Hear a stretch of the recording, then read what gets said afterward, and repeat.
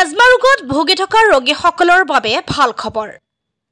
18 অক্টোবৰৰ বিয়লি 4 বজাৰ পৰা প্ৰদান কৰা হ'ব এজমা ৰোগৰ কবিৰাজী ঔষধ। বৰপেটাৰ জিৰু বজাৰৰ টিহু নদীৰ উত্তৰ পৰাই প্ৰদান কৰা হ'ব আয়ুৰ্বেদিক কবিৰাজী ঔষধ। বিগত বৰ্ষসমূহৰ দৰে এইবাৰো অহা 18 অক্টোবৰ অৰ্থাৎ কাতি বিহুৰ দিনা বিয়লি 4 বজাৰ পৰা বৰপেটা জিলাৰ পাকা বেতবাৰী সমষ্টিৰ অন্তৰ্গত ৰঙিয়া গাঁও জিৰু বজাৰৰ টিহু নদীৰ পাৰত এজমা ৰোগত আক্ৰান্ত ৰোগীসকলক কবিৰাজ আমছৰ আলীয়ে প্ৰদান কৰা হ'ব আয়ুৰ্বেদিক কবিৰাজী ঔষধ। এজমা ৰোগৰ আয়ুৰ্বেদিক কবিৰাজী ঔষধ খোৱাৰ প্ৰতি বছৰে অসমৰ বিভিন্ন প্ৰান্তৰ পৰা হাজাৰ হাজাৰ লোক অহা পৰিলক্ষিত হয়।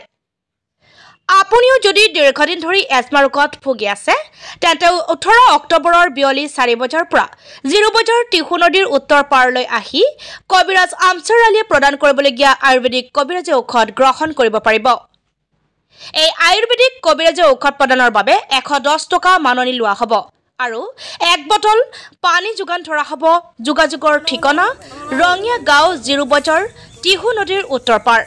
সমান্তৰালকৈ 708632147 অথবা 6300414580 নম্বৰটো যোগাযোগ কৰিব পাৰিব। নমস্কাৰ, আপোনালোকক জনাবলৈ পাই আমি সুখী হৈছোঁ যে চলিত মাহৰ অহা 18-10-2025 ইংৰাজী তাৰিখত শনিবাৰ দিনা দিনৰ 4 বজাৰ পৰা আমাৰ ৰঙিয়া গাঁও টিহু নদীৰ উত্তৰ পাৰে যিখন গাছিৰ দিনা প্ৰগ্ৰাম হয়। আপোনালোকে জানে এজমা ও হাঁফানি ৰোগৰ প্ৰসাদ বা ঔষধ দিয়া হয়। সেইটো এইবাৰ আমি ভাবিছিলোঁ জিয়ালদাস হাইস্কুলত কৰিম বুলি, কিন্তু স্কুল কৰ্তৃপক্ষই কোনো পক্ষক অনুমতি নিদিয়াৰ কাৰণে আমি স্থানটো সলনি কৰিব লগা হৈছে। আমি এই বছৰ স্থান সলনি কৰি আমাৰ ৰঙিয়া গাঁও জিৰু বজাৰ টিহু নদীৰ উত্তৰ পাৰে ৰাইজৰ সুবিধাৰ্থে ৰাস্তাৰ কাষতেই এইটো স্থানতে আমি ৰাইজৰ ব্যৱস্থা কৰিছোঁ, যাতে ৰাইজে ভালদৰে প্ৰসাদটো সেৱন কৰিব পাৰে বা ঔষধটো সেৱন কৰিব পাৰে। আৰু আমাৰ মাজত যিজন কবিৰাজ সেই মানুহজন আমাৰ মাজত উপস্থিত আছে, আপোনালোকক আমি দেখাবলৈ যত্ন কৰিম।